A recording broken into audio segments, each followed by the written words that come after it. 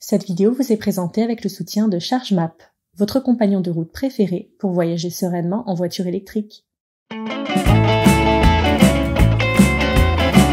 Gonna take you for a ride in my brand new car,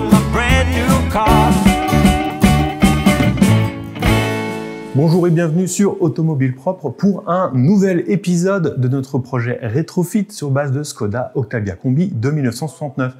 Et pas des moindres, non, il ne s'agit toujours pas de la confrontation avec nos rivaux de chez Turbo, il faudra encore patienter pour ça quelques mois, mais c'est aujourd'hui qu'on présente pour la première fois notre projet totalement terminé au salon Rétromobile. Que vont penser les fanas de la voiture ancienne de notre petit projet ? Ben ça, on va le voir tout de suite. Mais en attendant, eh bien, on démarre là où tout a commencé, dans le 15e arrondissement à Paris, chez Rétrofutur, notre partenaire technique qui s'est occupé de la conversion à l'électrique de l'Octavia. Et eh bien, est-ce qu'on va la mettre sur une remorque ou sur un camion pour aller jusqu'au salon? Non, pas du tout. On va y aller par la route. On l'a construite pour rouler. Bien sûr, eh bien, ça me crève de stress de la mettre dans le trafic parisien. Mais bon, c'est pas très loin. Ouh forcément, il y a un gros camion derrière. Un camion de livraison. Hein. Alors, on est forcément dans les jours de blocage des agriculteurs. Donc, tout le monde est, je pense, un petit peu tendu. Moi aussi. Mais elle roule, quoi. Je roule avec dans Paris, punaise. C'est à la fois le paradis et l'enfer. J'ai du mal à réaliser. Ça a à la fois été un projet, mais ultra long et ultra court en même temps, quoi. J'ai l'impression que c'était hier qu'avec Alexandre, on allait inspecter la voiture d'origine. C'était il y a 1 an et demi, en vrai. Et là, on en est là. Là, on est en route pour aller exposer le fruit de notre labeur au salon Rétromobile. Punaise, c'est pas rien, quoi. Oh, c'est pas grand comme habitacle, hein. Vache. Génial. Alors, c'est pas d'une précision de conduite extraordinaire, hein. Est-ce qu'on va faire des tours de périph'? Non, non, on va pas faire des tours de périph'. Ah, je transpire abondamment, hein. Vous voulez pas les détails, vous les aurez quand même. Alors, il y a plein de bruit, hein. Plein de bruit de voitures anciennes. Mais il y a un dynamisme de voiture électrique moderne, hein. Ça décolle direct. Je me vois dans le reflet de la vitrine, là. Elle déchire, cette voiture. Ah, je vous cache pas, c'est vraiment un moment d'émotion quand même, hein. On est bien assis dans ces sièges, c'est un canapé. Après avoir lutté dans le trafic parisien, c'est dans les travées du salon de la Porte de Versailles qu'il a fallu ensuite manœuvrer à seulement quelques millimètres des voitures les plus prestigieuses du monde, avant, enfin, de faire un magnifique créneau sur le stand officiel de Skoda. Le moment est alors venu d'apporter les dernières petites touches à notre œuvre.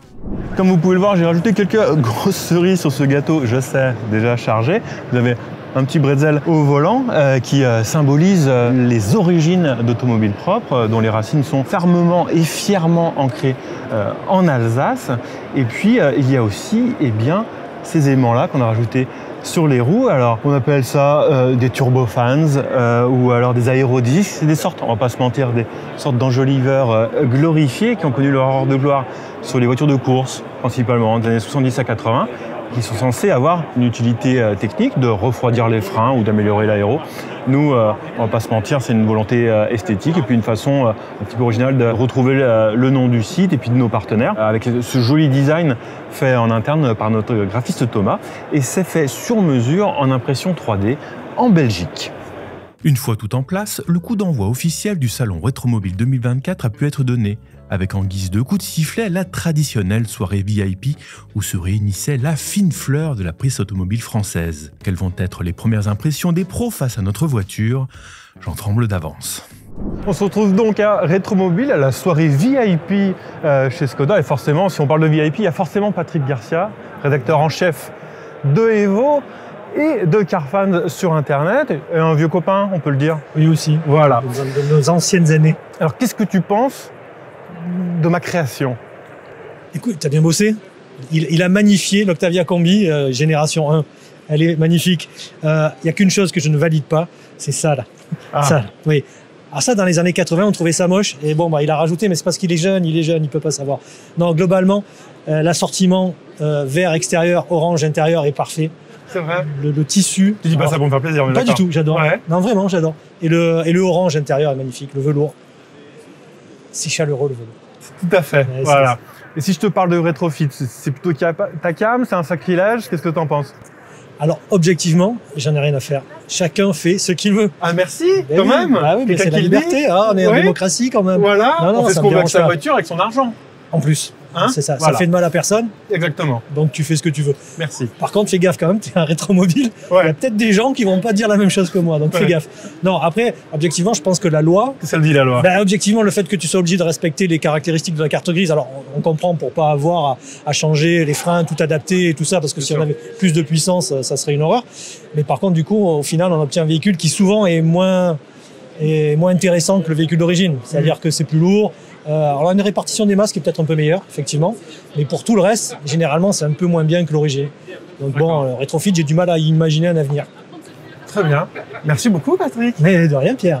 Du coup, je vais te C'est un libérer, plaisir. tu allais pouvoir voir toutes ces magnifiques voitures C'est thermiques. vraie voiture essence. Ah ouais. Voilà, c'est ça, allez, rends-moi mon micro. Allez, salut Patrick. Autre VIP de cette soirée chez Skoda, Trop d'honneur. Alexandre Lenoir, journaliste indépendant spécialisé dans l'automobile et les nouvelles technologies. Alexandre, qu'est-ce que tu penses sincèrement de ce qu'on a fait avec cette voiture? Écoute, moi je vais te dire un truc, j'aime bien, je vais te dire pourquoi. Parce que les gens vont peut-être te dire c'est un saccage, etc. Moi je trouve pas, pour une bonne raison, c'est que dans le custom, dans le hot rod, la base c'est de swapper. Vous avez mis un moteur électrique à la place d'un thermique, mais en général, quand on swap, on respecte pas le produit par essence. Enfin, on le respecte parce qu'on respecte on va dire son esprit, etc. Là, c'est une Skoda, vous avez respecté le volume intérieur et tout. Et vous avez simplement changé le moteur. Pourquoi pas? Et en plus, le moteur d'origine, c'est pas un moteur d'exception. Voilà. On est d'accord. Donc, vous avez fait un swap, vous avez fait un custom. Et c'est tout à fait l'esprit du custom, c'est de swapper. Donc, franchement, ça me choque pas. En plus, la réalisation, franchement, elle est bien. La couleur est top. Les petites touches, justement, un peu custom que vous avez apportées, je trouve ça très chouette. Donc, ce que vous avez fait, franchement, je trouve ça bien. Voilà. Ça me fait plaisir. Et si on élargit un petit peu le sujet, on parle de rétrofit. Tu vois un avenir dans le rétrofit? Tu penses que ça a une place sur le marché de la voiture électrique, en fait? Alors, en fait, je m'interroge là-dessus parce que les premiers sujets que j'ai fait sur le rétrofit, ça remonte à, je sais pas, 4-5 ans. Et les noms qui tournaient déjà à l'époque, type Rétrofutur, etc., sont toujours là aujourd'hui. Mais quand je consulte régulièrement leur site internet, je vois livraison bientôt, livraison dans 6 mois, livraison, première commande dans 1 an, etc. Et j'ai l'impression que ça n'a pas beaucoup bougé. Le cadre légal a un peu évolué encore récemment là-dessus. Donc peut-être que ça va déclencher quelque chose.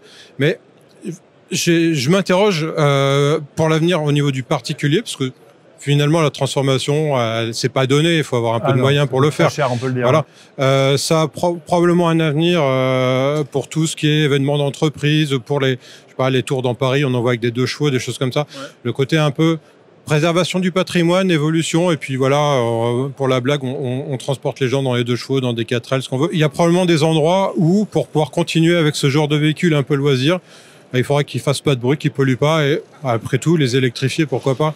Mais pourquoi ça sera juste une... Aujourd'hui, tant que le cadre légal, même si il s'est un peu libéré, il reste encore très restrictif. Parce que ce que vous avez fait là, honnêtement, personne ne peut le faire. C'est-à-dire que vous pouvez rouler sur des circuits pour des événements, etc. Mais aujourd'hui, si vous n'avez pas un W garage ou si vous n'avez pas une voiture qui est homologuée, qui a subi des tests, etc., vous pouvez pas le faire.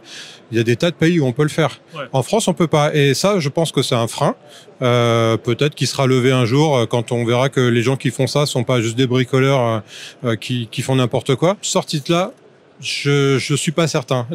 Le prix, en tout cas, le prix à l'origine, qui est normal. Hein, il faut bien payer les gens pour le faire. La main d'œuvre, tout ça fait que ça me paraît compliqué. Très bien. Merci beaucoup, Alexandre. Avec plaisir.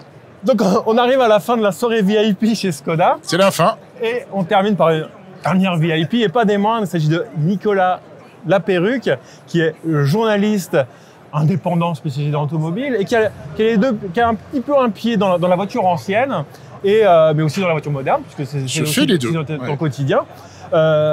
Et on a un petit peu un trait d'union ici aussi, tu vois, la technologie moderne sur une voiture ancienne. Qu'est-ce que tu penses de ma petite voiture, s'il te plaît? Alors déjà, au départ, c'est un projet qui m'a parlé, parce que j'adore les voitures de l'Est.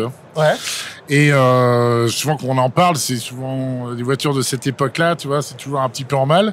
Et là, du coup, il y avait un vrai truc. On dit, on va mettre un moteur dedans, électrique, on va la refaire entièrement. Et c'est une voiture qui n'a pas énormément de valeur. Non. C'est pas le genre de voiture qu'on va retaper déjà en règle générale.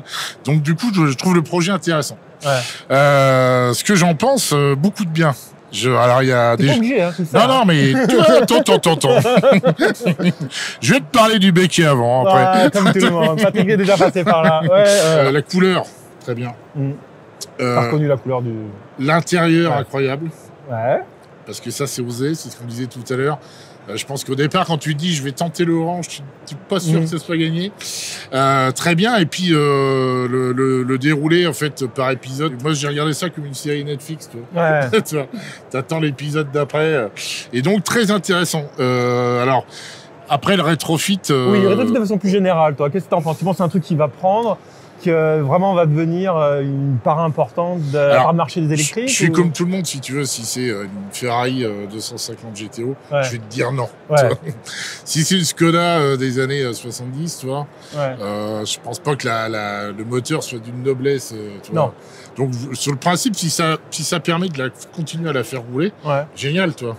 Le sujet de se dire, je prends une vieille Skoda. En plus, il y a un côté resto mode, tu vois. Moi, j'adore par exemple tous les chromes en noir, tu vois. Et après, si c'est une électrique, tant mieux. Enfin, tu vois, si ça marche, c'est génial. Moi, je suis pas Alors, j'adore les voitures anciennes. Je roule dans des vieilles bagnoles tout le temps. J'adore le bruit du V8, tu vois, c'est génial. Mais bon, tu vois, le bruit d'une Skoda des années 70. 4 cylindres à litre 2. Oui, tu vois, c'est pas très grave si on n'entend pas, tu vois. Et ça sera sûrement plus fiable, tu vois. Il y a des chances, j'espère bien. Donc, génial, bravo. Top. Bravo. Écoute, merci beaucoup, Nicolas. C'est génial. Moi, je m'attendais à une dent un petit peu dure. Non, c'était connu pour ça, quand même. Non, oui, mais vas-y, tout le dis-moi monde t'a parlé du... Tu sais que ça vient d'une Golf GTI. Hein. C'est moins pire, en vrai. Moins pire, ça me va. Et je trouve qu'en vrai, du coup, tu vois, j'ai regardé tout à l'heure de face, ça lui donne une vraie personnalité, c'est bien. Jusqu'ici, que de louanges, ça en est presque suspect. Mais peut-être que ces estimés confrères n'ont pas voulu heurter ma sensibilité par amitié. Retrouvons-nous maintenant le lendemain pour la première journée ouverte au public pour recueillir les avis des puristes de la voiture ancienne, normalement connus pour leurs avis tranchés. Si vous êtes ici, c'est que vous êtes amateur de voitures anciennes? Oui, un petit peu, oui. Ouais. Est-ce que cette voiture, rétrofit électrique, pour vous, c'est sacrilège? Et l'idée est cool. Et pour vous, ça va pas à contre-courant de la sorte de préservation du patrimoine automobile? Parce qu'on a certains retours qui sont comme ça. C'est assez clivant. C'est-à-dire qu'on très positif, très négatif. Non, je crois qu'il faut un peu s'adapter à son temps. Et puis, on peut évoluer tout en gardant certaines choses qui nous rappellent des années antérieures, on va dire. Mais non, ça me choque pas plus que ça. Ça aurait été peut-être différent il y a quelques années, mais aujourd'hui, ça évolue. Et pour moi, c'est une hérésie, donc. Ah, mais je veux savoir ça. Je veux bien. Je suis électricien de métier. D'accord. Et du coup, l'hérésie, c'est quoi? C'est de fabriquer des voitures électriques qui, somme toute, sont beaucoup plus polluantes que les voitures actuelles. Et de dire que c'est la panacée, qu'on va sortir du marasme avec ça, c'est pas vrai. Et le principe du rétrofit, c'est-à-dire, pour vous, c'est mieux? C'est-à-dire de prendre une voiture qui a déjà été produite et de changer le moteur? Oui, c'est bien parce que ça fait des économies sur la conception, des trucs comme ça, mais ça fait pas d'économies sur la création en amont, la fabrication de la voiture et l'utilisation après. Ok. J'étais en train de me poser la question, c'est pas une voiture qui était en concours entre les journalistes et puis... Si, c'est celle-là. C'est ce qu'on avait vu à Turbo. Exactement. Mais sinon, qu'est-ce que vous pensez du rétrofit de façon générale? J'imagine que si vous êtes ici, c'est que vous êtes amateur de voitures anciennes. Voitures anciennes, oui. Oui. Essence. Essence, qui pollue. Qui pollue. Qu'est-ce que, pour vous, si on remplace le moteur qui pollue par un moteur électrique, c'est plus une voiture. Est-ce qu'on tue la philosophie? Oui. Le bruit, c'est de l'importance. Oui. Quel que soit le modèle. Quel que soit le modèle. Ouais. Quel que soit le modèle. Se confronter à ça, non. Non. Non. D'accord. Pas. On était en 2030, on n'aurait peut-être pas la même idée. Oui, voilà. On n'aurait pas. Aujourd'hui, un jeune de 20 ans n'aura pas la même philosophie que nous, peut-être. Mm-hmm. Nous, ce qu'on vient voir, c'est de l'automobile. D'accord. Et pour vous, ce n'en est pas une? Et même, alors là, on parle d'un moteur électrique dans une voiture ancienne, et une voiture électrique moderne, non plus pour vous? Ah non, au quotidien? Sûrement pas. Ça peut être. On peut faire cohabiter les deux mondes, ceux qui veulent du rétrofit. Oui, voilà. Pas de problème, si on ne trouve plus le moteur, etc., si les gens s'attachent juste à l'esthétique, pourquoi pas rouler dans du rétrofit. Mais en philosophie, on voit une voiture ancienne, on n'imagine pas un moteur électrique dedans. Sinon, ce sont des chariots industriels. Dur. Dans la conception, c'est pas mal fait. Après, ça ressemble plus à du tuning. Là. Mais voilà, c'est Il y a une petite couche en plus, ouais. Voilà, c'est le côté. Est-ce que une voiture électrique, ça a sa place à Rétromobile, selon vous?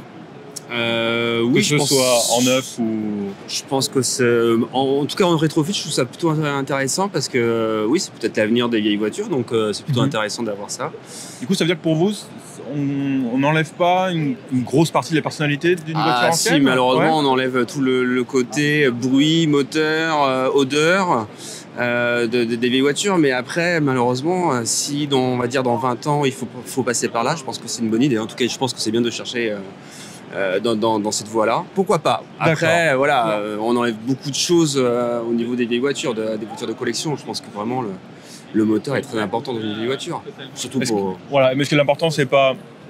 Voilà, si on part d'une Skoda, d'une populaire, c'est un 4 cylindres, on va dire classique, 1,2 litre, c'est faisable peut-être sur une Porsche 911, si on enlève le 6 cylindres à plat. Là, on est d'accord que là... C'est sûr que là, on enlève beaucoup de choses, mais c'est vrai que sur une populaire, on a le plaisir de conduite, le plaisir d'être dans un élément qui nous fait voyager dans le temps. Et je pense qu'un jour, ils vont nous inventer les enregistrements des bruits des moteurs qu'on aura dans les enceintes. Donc je pense que non, c'est une très bonne idée. Moi, je suis collectionneur et je pense qu'un jour, on va passer, si on veut les garder jusqu'à très tard, très longtemps, il faut, pour qu'elles roulent en plus, qu'elles soient encore dans le paysage urbain, je pense qu'il faut passer par là en tout cas. Qu'est-ce que vous pensez de ce projet? Ça vous plaît? Alors, je trouve ça intéressant, je trouve que ça change, c'est original, que ce soit la couleur, le kit carrosserie, et le fait d'avoir pris un break de ces années-là qu'on voit très très peu en France, je trouve ça assez original et intéressant. Le fait qu'on ait converti à l'électrique, ça vous dérange pas Oui, parce que c'est pas une 911 des années 70, c'est pas un moteur de caractère, donc pourquoi pas. Donc le fait qu'il y ait, qu'on voit quand même pas mal d'électriques rétrofit, là il y a cette Skoda sur le stand, il y a des kits aussi pour R5 un peu plus loin. C'est pas en contradiction un petit peu avec la philosophie de la voiture ancienne ou à condition, ça dépend du modèle, c'est ça? Alors, moi j'habite dans la campagne, dans un endroit où j'ai pas de contraintes de transport, de ZFE près de chez moi. Moi non. Je vais être honnête, j'aime les moteurs de caractère, j'aime les voitures anciennes parce qu'elles puent, parce qu'elles pissent, parce que voilà. Mais celui qui a une contrainte, qui a envie de se faire un truc un peu rigolo, qui est obligé de rentrer dans Paris, parce qu'ici on est pour le coup à Paris, pourquoi pas. D'accord. Voilà, mais par contre, pas faire de sacrilège sur des modèles comme on trouve là à côté dans les restaurations de très haute volée. Oui, c'est un exemple parce que c'est l'exemple qu'on prendra tous. Mais sur ce type de voiture qui est avec un petit moteur, pas forcément des plus intéressants, qui n'a pas forcément un caractère exceptionnel, pourquoi pas. Alors, on a recueilli de nombreux témoignages des visiteurs de ce salon Rétromobile et je dois dire qu'on est étonnés. Moi, je m'attendais à ce qu'on se fasse totalement lyncher à la fois par l'apparence de notre voiture et puis aussi le principe même du rétrofit. Et en fait, il semblerait que ces grands amateurs de voitures anciennes ne soient pas totalement étanches à cette idée de rétrofit. Et du coup, vraiment pour en être convaincus, on va aller voir d'autres stands qui proposent des rétrofits pour savoir s'ils ont cette même impression. Quelle réception vous avez de ce public de Rétromobile? Alors j'ai envie de dire, aujourd'hui, cette année, la réception est bonne. Il n'y a pas de défauts ou de grosses critiques sur la pratique. On voit qu'il y a eu quand même eu une évolution. Ça fait quelques années que le rétrofit est présenté en France. La première année que je l'ai présenté, je me souviens, c'était à Epoch-Auto à Lyon, en 2021. Il y avait des personnes qui étaient qu'on voyait un peu râler et qui venaient même pas voir la voiture. On les voyait s'en aller, donc accueil un peu froid de certains, mais en tout cas chaleureux de d'autres. Et globalement, l'année d'après, c'était déjà changé. Il y avait des personnes qui étaient un peu contre, mais qui venaient discuter et qui repartaient avec le sourire, avec la carte de visite. Donc, ça avait déjà changé à ce moment-là. Et aujourd'hui, c'est rentré un peu dans les mœurs. On a un avis assez constant sur les voitures populaires dont le moteur n'est pas forcément la plus grosse caractéristique, c'est très bien. Les voitures prestigieuses avec le moteur qui fait la conception de la voiture, ça non. Donc l'avis a commencé à s'installer là-dessus. Voilà, exactement. C'est plus une analyse qui est quand même plus précise, d'accord. On connaît tous des passionnés puristes, je pense que vous en connaissez aussi, qui vont se battre parfois juste sur la taille du boulon à tel endroit. Est-ce que c'est non, c'était pas monté en usine comme ça en 1963, en 64 oui, mais pas en 63. On en connaît tous des comme ça. Donc pour eux, évidemment, le moindre changement par rapport à ce qui est orthodoxe, la base, etc., ça va être compliqué. Ouais. Et à côté de ça, on le voit, et je pense qu'il y a l'approche générationnelle qui change. Les nouvelles générations qui sont déjà plus sur les Youngtimers, où c'était plus courant de faire du tuning, de faire des améliorations, de faire des choses. On voit qu'il y a quand même plus de réceptivité sur l'adaptation, la modification. Et surtout une réalité d'environnement, en fait. Comment on circule encore avec des voitures qui nous font plaisir demain, après-demain. Il y a des réalités physiques, des réglementations qui arrivent. Donc je pense beaucoup se sont rendus compte qu'il y a des choses à faire et peut-être que le rétrofit en fait partie. Donc on voit qu'il y a des fans, il y a des possesseurs de Tesla qui s'intéressent. On a déjà discuté avec des confrères de ça. Donc je pense qu'il y a une ouverture d'esprit pour ça. Et après, qu'est-ce qu'on fait dans ce changement? Est-ce que c'est radical? Est-ce que c'est à moindre mesure, etc. Ça, plusieurs niveaux sont possibles, exactement. Parfait. Globalement, l'accueil est bon, en tout cas pour le rétrofit sur le salon. Voilà, vous avez pu découvrir la forme finale de cette fameuse Skoda Voltavia, cette édition de Rétromobile. Quelles sont les étapes suivantes? Eh bien, attendre que nos confrères et néanmoins concurrents de chez M6 Turbo aient terminé de leur côté leur projet pour qu'on puisse enfin les confronter. Mais là, il faudra être patient, probablement quelques mois, on espère avant l'été. Et ensuite, enfin, parce qu'on a construit cette voiture pour la conduire, on pourra véritablement prendre la route et pourquoi pas faire des road trips aux quatre coins de la France, à faire essayer à plein de monde. Et c'est ça l'objectif.